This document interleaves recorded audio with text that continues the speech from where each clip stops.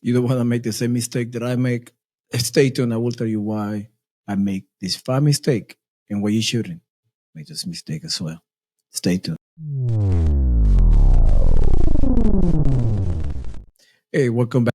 My name is Julio. Today I will be talking about five mistakes that I make while building my podcast. So you don't miss the same mistake. So if you get something out of the video, please subscribe and also comment in my channel. I really appreciate it. I will do this with a small teleprompter in front of me so I don't go off the rails while saying the mistake that I make. Okay. Mistake number one, equipment. When I first started my podcast, I just started buying stuff off the rails. I mean, I went like crazy on Amazon. Excuse me. So one of the mistakes that I make was buying a that I didn't really need. All right. For example, I should start right now. I built the whole studio in my garage, but I should start small. What the what do I mean by that? I should start like with the camera, but like my phone camera and a little tripod, a chair, a regular light, and click record and say something, right? Nah, I went a different route. All right. I bought cameras, tripod, light, equipment, furniture, plants, stuff around here. So I went off the rail. So don't do the same mistake. All right. Unless you have the money or the budget, whatever, fine. But try to avoid that. Okay. That's the first big thing that I suggest to save some money, start small, talk whatever you want to talk about, and build up from there. All right. Mistake number two,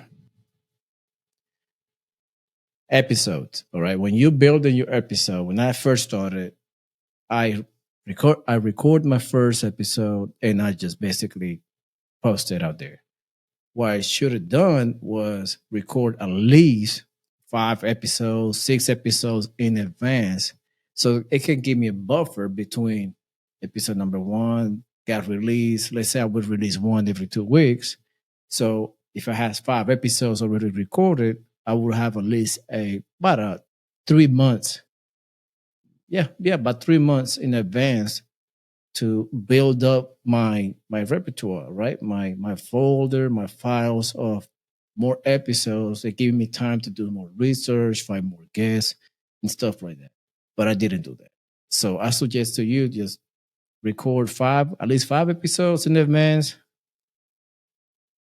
and drop it once every 2 weeks, and so it can give you time to develop more subjects and more topics to talk about. So you don't making like you don't feel that pressure of creating more episode like in 2 3 days because it's not gonna work unless you are able to just talk off the cuff and have guests available. But if you don't have that facility, please record at least 5 episodes in advance. That will help you a lot, believe me. It does.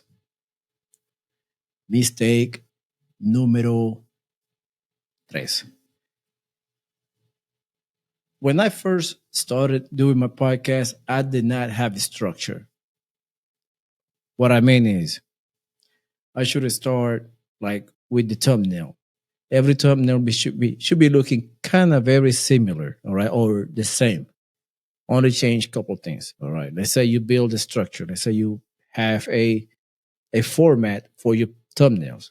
Stick to that format so people will remember when they see that the thumbnail, they automatically remember that's your podcast. If you keep changing the format of your thumbnails, it's hard to capture the same client or more clients in the future. Also, uh, the intro. When you do your intro, try to stick as normal as you can, but try to stick to the same. All right. Building the structure make it a lot easier on you. So it will be a lot easier.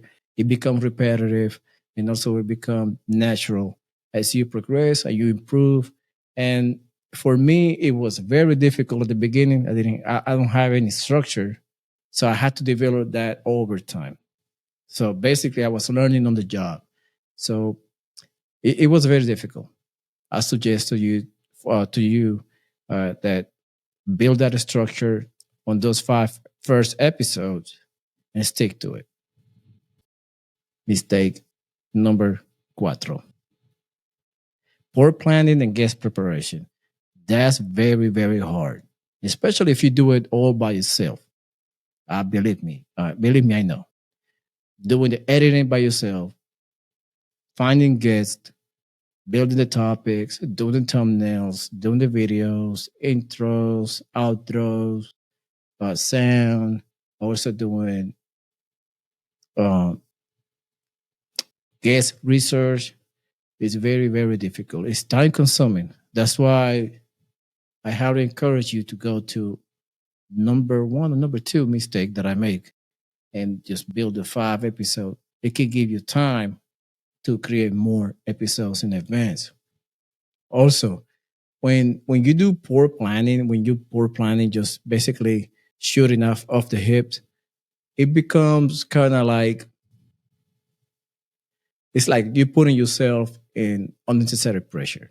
It's like you have like 3 or 4 days for your next release and you don't have anything. So it kind of like push you out there in necessary pressure. You post something out there that you don't want to post, or you just did it because of impulse. You didn't have nothing and don't have any substance. So it's very, very crucial for you to develop a plan, guest preparation, finding guests. I know it's hard to find guests, especially if you have a niche uh, topic. For example, you talk about cars and you talk about building cars and racing and performing cars and doing all the stuff about cars. It's hard to find people sometimes. I mean, you kind of like you start good and sometimes you have a lot of people to talk to because that's your realm. But after a while, it's hard to just find more new people to do podcasts. So that's very important. So you do a lot of email to different people, keep contact, also trying to set up those uh, appointments to do the podcast and record the podcast in advance. So at least you have 3 or 4 or 5 videos.